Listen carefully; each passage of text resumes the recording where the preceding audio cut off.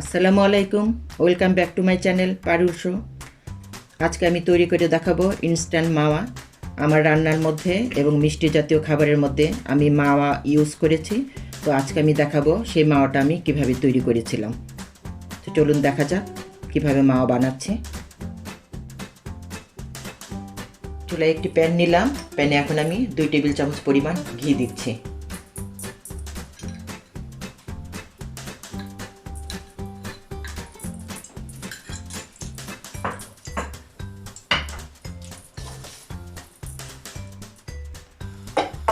আধা কাপ পরিমাণ লিকুইড ঘন দুধ দিলাম।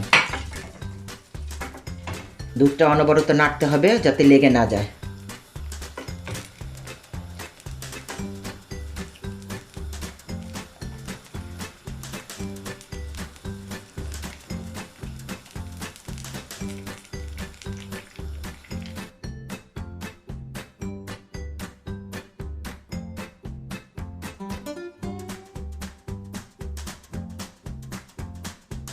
দুধটা বলক চলে আসার পরে এটার মধ্যে আমি 1 কাপ ঘন ফুল ক্রিম গুঁড়ো দুধ দিলাম।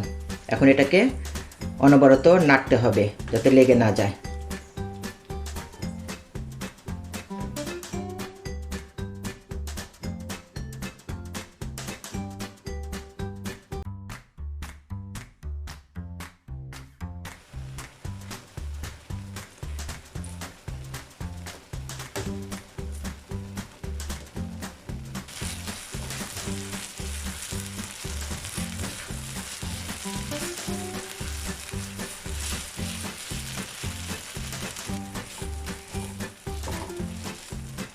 এখন এটার মধ্যে আমি 2-3 ফোঁটা কেওড়া জল দিব।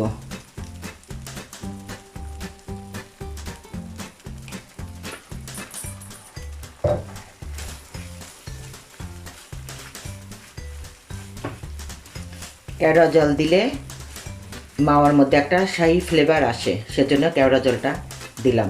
কারো পছন্দ না হলে না দিলেও চলবে।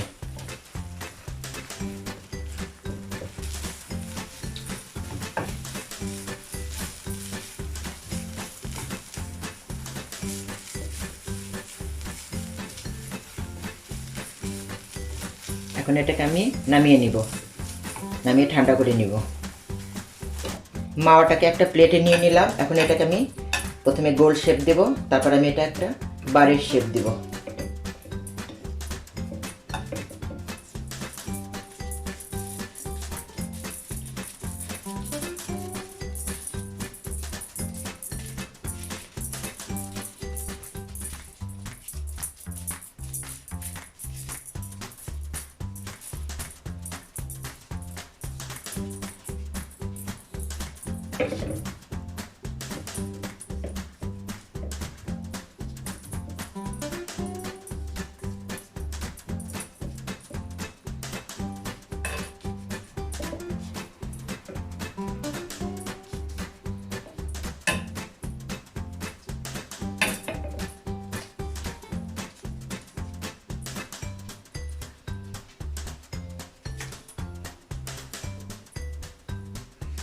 এটা পুরো ঠান্ডা হলে আমি 1 ঘন্টার জন্য এটাকে ডিপ ফ্রিজে রেখে দিব।